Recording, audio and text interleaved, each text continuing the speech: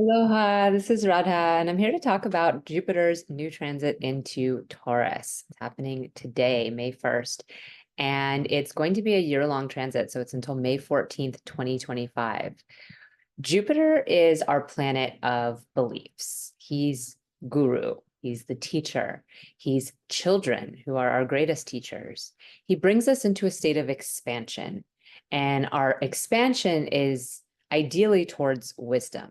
Right? We're seeking higher knowledge that's going to bring us closer to truth. In the sign of Taurus, he is coming into this more earthly, bodily realm. Taurus is ruled by Venus, and it's an earth sign. We're here for pleasure. We're here for our bodies. We're here to make things beautiful that we have to do. So all of the earth signs have this sort of practicality of the needs of our material body and our material existence here on Earth. Taurus, since it's ruled by Venus, has more of a beautification of this process. So rather than just making food that you have to eat, it's a desire to make delicious food that's very beautiful and also healthy. Usually Taurus has an element of health involved. So Jupiter's transit here can make us very interested in our health and can make us desire to, follow a path of health. But it can also have us start to expand in the area of food and become a little bit gluttonous about what we eat, especially because Jupiter also has a bent towards sweets. There's a association with Ganesh and his love of cakes and cookies and anything delicious and sweet. So the moderation quality of Taurus can be affected by Jupiter. There can be a lot more of everything, of the food, and like I said, of the sweets. Taurus is also where we're focused on our values, on money, and the possessions that we buy with our money. This is another place where Jupiter's presence here can be both a boon and a blessing, and also have a shadow side, because we might find ourselves coming into more fortune. We might find ourselves expanding our finances and maybe our possessions, but we might also find ourselves spending more money. We might find ourselves getting lost in the sort of materialism of wanting more and, feeling like we need more and more and more to be comfortable. Definitely in the sign of Taurus, we're seeking comfort. We're seeking peace and ease and comfort along the way of our plodding path of just dealing with life, right? We have to eat, we have to sleep, we have to bathe, and we want those things to be beautiful and nice along the way. And if it helps to have, extra bath salt crystals to make our bath more pleasant, then of course we're going to want that. And we can start to get very spendy in all the ways we beautify our daily life when we get into this place. The other quality that Taurus really brings out in us is our desire to work with the earth, right? To grow food, to, plant things and to nurture those gardens. And Jupiter's presence here can bring a lot of wisdom and also a desire to learn and a desire to align our beliefs and our values around caring for the earth and earth-based practices. So this is a really beautiful quality of Jupiter's time here. We have to note that, Venus and Jupiter are essentially inimical to each other. They're not friendly planets. Jupiter's realm of teaching is that of spirit and ideals and beliefs. And in Sagittarius, his sign, that goes out into the world and finds these beliefs and starts to establish, regimented practices or perhaps dogmatic views on specific issues. This is how we're accessing our beliefs. We have something that we think is true. This is our North Star of truth, and everything has to kind of fit into that. In Pisces, we start to blur a lot of the lines and we start to take ourselves out of the boxes that we can put ourselves in when we're following different faiths and different philosophies, and even philosophies that are against faiths. but there's still this quality of trying to reach up to what's higher and sort of moving out of the body, like moving away from this earthly realm. This earthly realm becomes a place that is less than the heavenly realm. And of course, with Venus, who is the other guru, Venus is the guru of the asuras, the beings without light. So she is teaching us this quality of, yeah, but we're here on earth, right? We're in our bodies. If you can think of them almost like yoga and tantric teachers, like we're here in this form for some reason, and it can't just be to get out of it. It can't just be to go find the highest mountain peak and meditate our way out of here. There has to be a reason we're in this body. And it is to make love, and it is to eat, and it is to accrue things or find some comfort in our life. It is to create a recognition of how our values and beliefs need to come together. Because we can believe everything we want in the world up here, but if we can't bring it into our one-to-one relationships and we can't bring it into our daily life, then for what do we have these beliefs? Then we're just sitting lofty on a hill preaching down to everyone else, and we're not actually embodying that ourselves. And so this move is really a lot about trying to embody our beliefs, but it's easy to get lost along the way. We can find ourselves, becoming lucky. Jupiter has a lot of grace that he bestows us, even in signs where he's not particularly friendly, like Taurus. So we might find that we get boons, like I said, financially, or we're blessed with more possessions or bountiful gardens and lots of food at our disposal. But then what happens? We might end up eating too much. Instead of maybe when we were on a more meager budget, we couldn't eat as much, and our health was better. Now all of a sudden our health is failing because we're overindulging. Now perhaps we've moved farther from our spiritual truth because we can just buy our way through everything. And spiritual materialism, which we see, where you can just buy a bunch of objects and consider yourself spiritual, or do a bunch of ceremonies and put yourself in a situation where your spiritual practices are very far outside of yourself, and you're not doing the inner work that's necessary. So these are the kind of traps we can fall in with Jupiter and Taurus. And one of the examples of this that I see is when we think about the 60s movement and this initial belief that it was wrong to send people to war, that it was, that the ways of the 50s were just not working for us anymore, that we weren't into we weren't into the oppression of the traditional family life, or the way of the government's meddling in people's business with McCarthyism, and just the different things that were going on at that time that people were raging against. And there was racism, and there was sexism, and there was, all these different fields that people were fighting on. And that's what began the movement, right? But what did people do? They gathered, and they made love, and they played music, and they took drugs. And before too long, what had started off as like this belief-oriented mission became a lot more about hedonism and, sort of this gluttonous pool of, well, I enjoy the sex, drugs, and rock and roll, a lot more than the protesting or standing up or activism, which is fine on some level. But if we see what ended up coming from there, it became heavy materialism, right? The hippie culture materialism became one of the main things. Like, how can we capitalize on this movement? And we see that really strongly today with the spiritual community. There's such a high level of capitalism infused in it that it takes you away from spirit. And so Jupiter's aim can be lost in this realm. And I've done a lot of charts with people who have Jupiter and Taurus, and I almost always see some quality of a path that they've dealt with addiction of some sort. Depends on where the rising sign is as to what that addiction looks like, whether or not it's kind of a food oriented thing, or whether it's more of like, drugs and things like that. But there's an excess here, an excess of a feeling of pleasure. And no spiritual path is really taking you on a path of just overindulgence. That's never really the way, right? There has to be some quality where we're able to restrain ourselves in some way and allow ourselves to,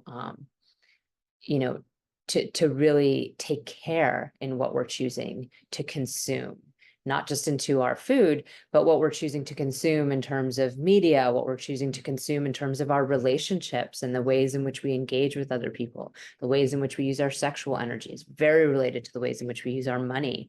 Are we just buying everything that we kind of like, or are we choosing carefully things that really fit not just our taste, but our needs? Are we, being with any partner everywhere that wants to give us a little attention, or are we choosing carefully and attuned to finding a match for ourselves that's going to meet us on more than just a physical level? There's so many ways in which we can overindulge in our pleasure. We can even take too many baths. We can spend too much time being sort of in a hammock or being lazy and not working towards something that we know needs to be done in our lives or in the world. And so this will look different for each of us based on our rising sign. I do these breakdowns for each of the rising signs for all of the weeks. Like every week I do them for my cosmically aligned Patreon group. But for the major transits of Jupiter and Saturn and Rahu, Ketu, the nodes, I do these breakdowns for my email list too, just because it's just my gift for people being on my email list, receiving my forecasts. That way they know, what is this thing that's happening for the next year of my life? Where's my focus going to be? Because if you are a Sagittarius or a Pisces rising, if your ascendant is in one of those places in the sidereal system, not in the tropical zodiac, then that's your ruling planet, and that where it's going is going to fundamentally change your entire focus for the next year. If you're a Mercury ruled person, Gemini or Virgo, it's your seventh lord. It has to do with your relationships, which, everyone cares about. And it's either going into the ninth house, for Taurus, or it's going into the 12th house for Geminis. And that's a very different experience. The 12th house is where things get lost. The ninth house is where we find our higher truth. Jupiter rules the natural ninth house of Sagittarius. So it really is going to be different for each of us, particularly for the earth signs. It's falling in more of a dharmic place in the chart, because the earth signs are all related to each other in that way. They have a dharmic relationship with one another. If you have, a water sign or something else, it's going to be a little different. So you can get that report by signing up at my email list at radahomeastrology.com, or you can go to my Patreon group where I also have that listed. And I also have the full written report on Jupiter's transit here with a breakdown for each of the nakshatras that he's going through. He's starting this transit, entering into Taurus through Kritika, which is the Pleiades. And this is starting in Aries. So we've already been in this part of the sky. We've been in Kritika in Aries, and now we're moving into it in Taurus. And this is a very fiery nakshatra. It's ruled by Agni, the fire god. And in the story of Kritika, the wives of the sages are cast off from their husbands because of a lie, basically. Swaha, a forest nymph, had pretended to be each of their wives and seduced Agni, the fire god, because she was in love with him. And she managed to, achieve that and get the seed of Agni these 6 different times and put it into this cauldron, this lake. And she then also, a separate thing that happened was Shiva and Parvati ended up having, wild, passionate lovemaking, because the gods had asked them to please try to create this child that could overcome this demon, Tarkusara. They needed a child of Shiva and Parvati's to be able to overcome this demon, because the demon had a boon that he could only be killed by a 7-day-old child. And they knew that it had to come from Shiva and Parvati. And so their lovemaking was so wild, though, that like the entire earth was about to be destroyed. And so they stopped them mid-act, and Shiva's seed went flying, and Boom Devi, the earth, caught it and brought it in this, was holding it first, but then Parvati cursed Boom Devi and was very upset that she was holding her husband's seed. So Boom Devi gave it to Ganga, Taurus, Jupiter. Ma Ganga, and she took the seed down in her river, but then of course Parvati also cursed her. And so then the seed eventually made it to this same lake where Agni's seed was. And the planet Mars was born here as Kartikeya. their 7-day-old son, who then marched in as the warrior and managed to kill Tar and end the reign of that demon.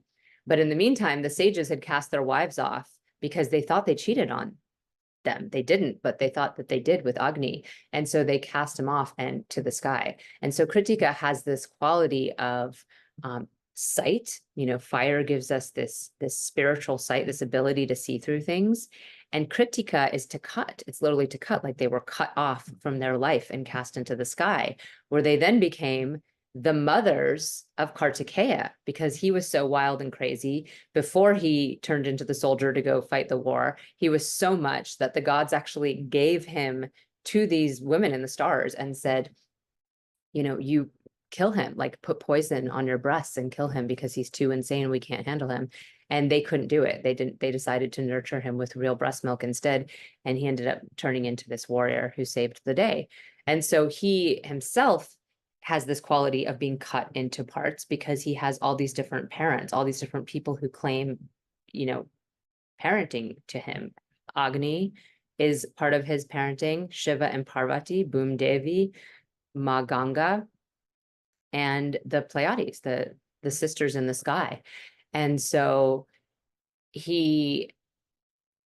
so anyway, I got a little farther into the story than I planned on telling, but ultimately this place in the sky gives us a lot of ability to cut through, the BS, like considering it's Jupiter, the BS of our beliefs and our judgments and the things that we've thought were true, particularly coming out of the Aries part. Most of the time in Aries, there's a strong attachment to right and wrong. This is right, that is wrong.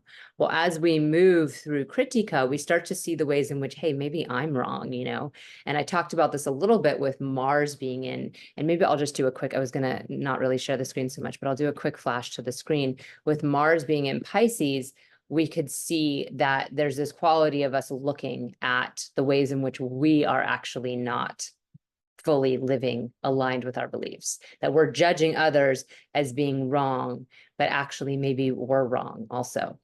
So this has been a big theme that we've been dealing with as we moved through the last part of Aries and into this first part of Taurus. Now it's going to land a little softer. The Aries energy, the Mars energy is so much about cutting and so much about casting off, whereas the Venus energy and the Taurus energy is much more about finding connection and finding peace and finding our grounding.